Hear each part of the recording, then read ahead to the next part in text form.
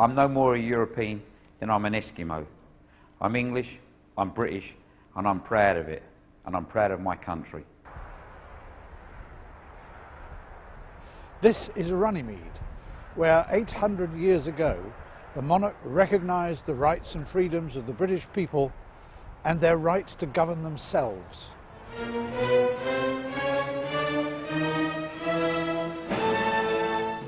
No one in Britain has ever voted on whether they want to be governed by the European Union. Today, opinion polls regularly confirm the answer is no, especially when people realise we could carry on trading freely with Europe after we left. For the majority of British people, the time has come to change the course of history, because the evidence is building up that Britain would be better off out. More and more people now think we'd be better off as the free, proud, independent, sovereign country we've been for hundreds of years. Better off with the freedoms, rights, customs and way of life we've enjoyed for generations, and which have stood the test of time. Better off regularly electing a fully accountable parliament to look after our interests, and throwing out the rascals if we dislike their decisions. Better off re-establishing the rule of law, with our own parliament scrutinising, approving, amending or repealing British law as it sees fit. Better off abolishing government by foreign diktat.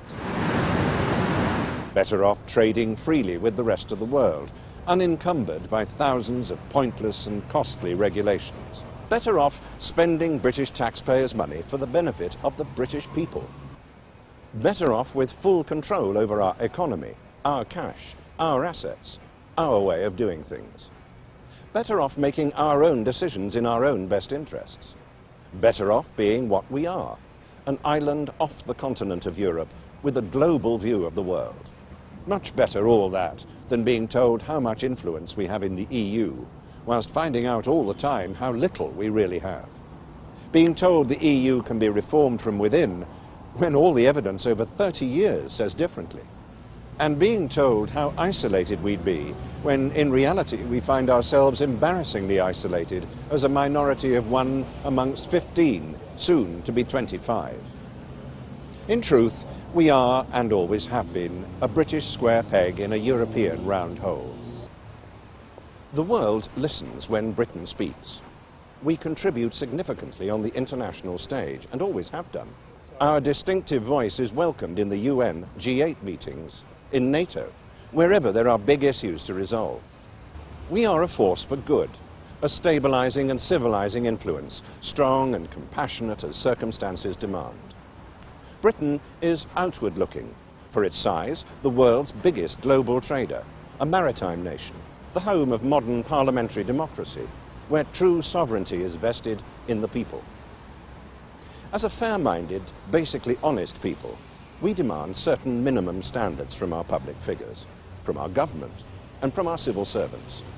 We demand a proper account of how they spend taxpayers' money, our money, unlike the EU's road to nowhere in North Wales.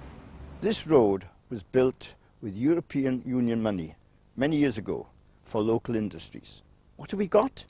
A locked barrier, no industries. In Britain, we don't tolerate such things, nor do we tolerate villains in government. We don't allow bureaucrats to invent laws behind closed doors and without full parliamentary scrutiny. We don't acquiesce at widespread corruption and the misuse of public money. We reject the EU's dictatorial, wasteful and deceitful instincts. We don't expect to be told that 60% of our trade is with the EU, implying that membership is crucial to our economic well-being, when even the minister saying it knows it's a barefaced lie. The facts are quite different. Trade is not the same as exports. Almost 80% of our total trade is within the UK. So to talk about 60% of our trade being with the EU is sheer nonsense. Not even 60% of our international trade is with the EU, unless we pretend that the huge volumes of exports and imports going through the container ports of Rotterdam and Antwerp to and from other parts of the world are somehow magically converted into trade with the EU. Britain is Europe's biggest customer. They need us far more than we need them. We buy 1/5 of everything they export. Would BMW stop selling us cars if we were a self-governing nation again? Could it afford to? Would the French refuse to sell us champagne, or the Danes their bacon? Will the hoteliers of Spain refuse to accept bookings from British holidaymakers? Of course not. Even EU Commissioner Neil Kinnock admitted as much on the BBC's Today programme in reply to a question from Nigel Farage of the UK Independence Party. He said, if the UK leaves the EU, there will be no trade recriminations. So the threat to 3 million British jobs is a lie as well. Mr. Kinnock said so. Yet, the cost to British businesses, 91% of which have no dealings with the EU, far exceeds the benefits as they attempt to comply with some 30,000 regulations from Brussels and face another 3,000 every year, often with catastrophic consequences for people and small businesses. Many hundreds of these rules are concerned only with the nanny state and political correctness, and every single one of them we managed perfectly well without before we joined the EU. Not only has no British Parliament ever scrutinised this mountain of red tape, but the EU's own Parliament hasn't either. It has no power to do so. It's a sham, a democratic fig leaf, there to provide an illusion of accountable government. Instead, the British civil service dutifully gold plates all these regulations, whilst Europeans just ignore those they dislike. Just imagine the explosion of enterprise and initiative amongst our legion of small businesses that would follow the monumental bonfire of regulations imposed so far. Surely these businesses, their employees and their customers would all be much better off out. Less interference, more reason to take commercial risks, lower costs, more jobs, better value for money. Everyone wins. Which brings us to one of the great mysteries. Why would the British want to tie themselves to an economic bloc that is in steep long-term decline, even by its own admission?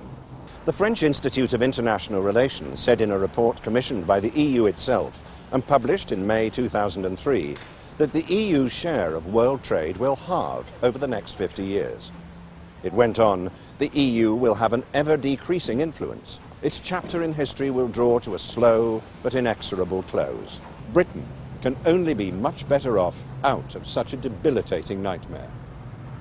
Even Mexico now has a free trade agreement with the EU, while Switzerland is literally surrounded by the EU and has no problem trading with its neighbours. And Norway, of course, had the good sense to retain its independence from the beginning. My name is Ninni Mikkelsen. I am Norwegian. And Norway is very much like Scotland, but also different. Now, why is it different? It is because we are independent and we are also rich. The health service functions. Nobody waits long for treatment. The farming thrives and the waters are teeming with fish. Norwegian oil is not threatened to be used as a common EU resource. Why the difference is, we voted to stay out of the common market. Unfortunately, we voted to stay in the European Union. For generations our communities have fished these waters, but there's now no future for our families, like my own. It's generally accepted that British registered boats are only allowed about 12% of the value of the fish in our own waters. Whether we are crofters, tenant farmers, owner-occupier farmers, or landowners, we are all suffering at the hands of the European Union bureaucrats. The European Union is destroying British agriculture. The British people owe it to these men and many thousands more like them to restore dignity and the right to earn a living to those who work our precious land and risk their lives at sea. As a self-governing nation once again, Britain can bring 14 million acres of prime land back into production.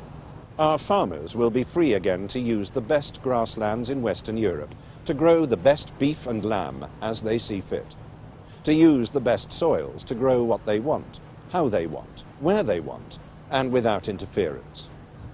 We shall recover our territorial waters and restore to our fishermen the right to fish and conserve stocks as they see fit. My name is Yola Kay. I have lived in England for nearly 40 years now, and I come originally from Poland, and I go regularly to visit my friends and family. But I know that Poland has nearly 50 million people, and a lot of them are young, and a lot of them would like to improve their lifestyle. They would like to travel. They would like to do what people in the West can do if they can earn better money. A lot of people are getting ready to come and work in the West, meaning England. We shall recover control of our borders and stop the present human tidal wave of immigration. We shall recover full control over our foreign affairs, our security and defence. Once again, the oath of loyalty sworn by the armed forces, by the judiciary and by the police to the monarch will carry real meaning. Even the oaths of office sworn by Her Majesty's own ministers might once again be observed, both in the spirit and to the letter. We can restore the use of imperial measurements so that Mrs. Jones can have her pound of bananas when she wants them. Lovely bananas, £3 for 1.20. £20 an ounce is sold here, and coin of the realm. We can fully restore our age-old rights of protection against the oppression of the state, the presumption of innocence, habeas corpus, and trial by jury. We can abolish the European arrest warrant and the politically correct Human Rights Act, which in any case is based on a fallacy. Our rights and freedoms as free-born Britons are not in the gift or at the mere discretion of a government we elected in the first place. They answer to us, not the other way round. We can restore the proper education of our children so that they once again understand the importance of Magna Carta, the Declaration of Rights, and the supreme significance of the centuries-old fact that we are sovereign in our own land. We will be free to preserve our gold and currency reserves, the pound, our North Sea oil, our status and independence on the world stage, our place as the fourth largest economy in the world, a low taxation, lightly regulated, enterprise-driven, open and fair society. We shall put out of reach of the EU's grasping tentacles our own pension funds, one of the biggest assets owned by the people of Britain. Family homes, bought by mortgage over decades, will not be threatened by changes in interest rates and inheritance tax from a European mindset that thinks such issues are unimportant. Gone will be the risk of VAT on children's clothes, food and sources of knowledge. Gone will be the current and future threats to our airspace, to our boat builders, cheesemakers and hauliers, to our hallmarks, hedgerows, ponies, oak trees, paper rounds and herbal medicines, to our postal services, slaughterhouses, art market, taxis, waste disposal, whiskey, the London bus, chocolate, small businesses of every kind, the working week and the roast beef of Old England. All these and many more will be back under our control.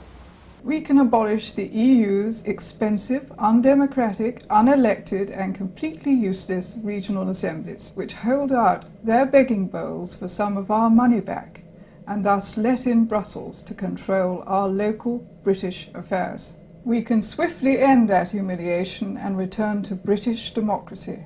We will be free once again to take our proper place in the Anglo-Saxon and English-speaking world, play our full part in the overdue revival of the British Commonwealth, and trade freely with our kith and kin around the globe. And there'll be nothing to stop us dealing with genuinely international problems like pollution by negotiation and agreements between nations, just as we've always done. And now, the money. We will decide our own interest rates, retain our own exchange rate, which can properly reflect our petrocurrency status, and remove the risk of crippling exchange controls being reimposed by Brussels. We can allow our economic cycle to mirror our performance as a nation, recognise the unique financial strengths of the City of London and our many world-class enterprises, the importance of our small business sector, and our international trading traditions. Even on the most conservative estimate, we shall save over £20 billion every year of our own money, and we shall decide how it is best spent on our own needs. That's a cash saving of £1.4 million an hour, some £375,000 a week in every constituency. And what will it buy?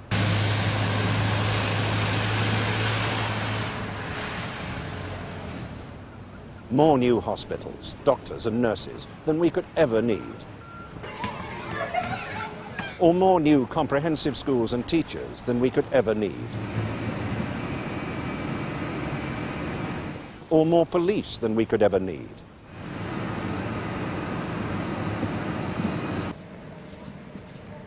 Or a substantial increase in the state pension. Or abolish fuel tax. Or slash council tax, lower income tax and halve the lowest rate.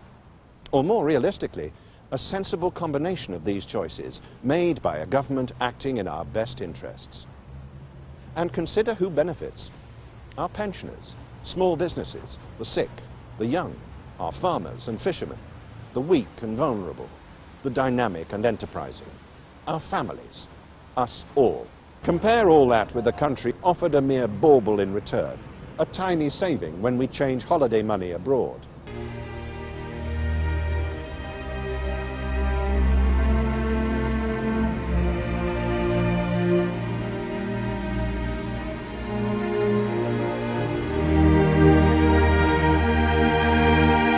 We can rid ourselves of so much other nonsense too. A fisheries commissioner from landlocked Austria telling us what we can catch off our own coasts. A Spaniard trying to bring our roads up to standard. A Greek telling us how to look after the weak and vulnerable. A culture commissioner from Luxembourg telling us about lifestyle. And a German in charge of enlargement. Once again, we can make our own decisions on public investment, on our roads and rail networks.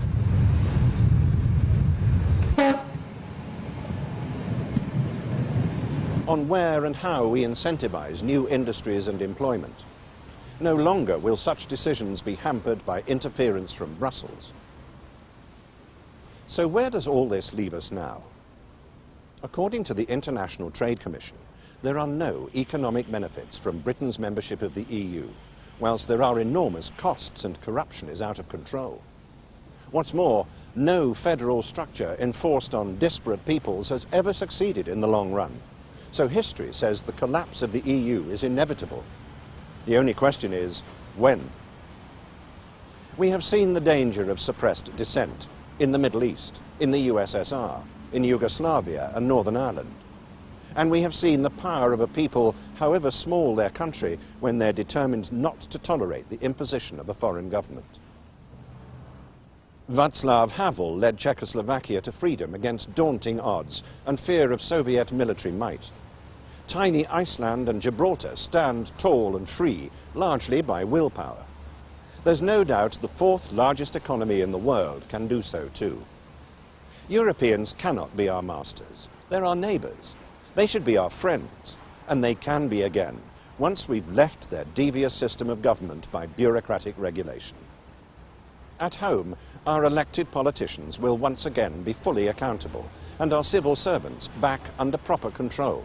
Our constitution, based on just a few documents and tested over many centuries, often at great sacrifice and cost, will be restored in full.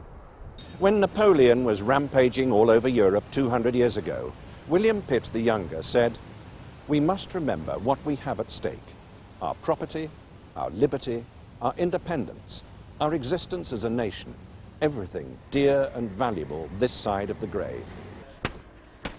These words are true again today, but this time our generation must stand and fight. At a Bruges Group meeting in the summer, Lord Rees-Mogg said, "We must now rely on the people. We can no longer rely on the courts or on the politicians.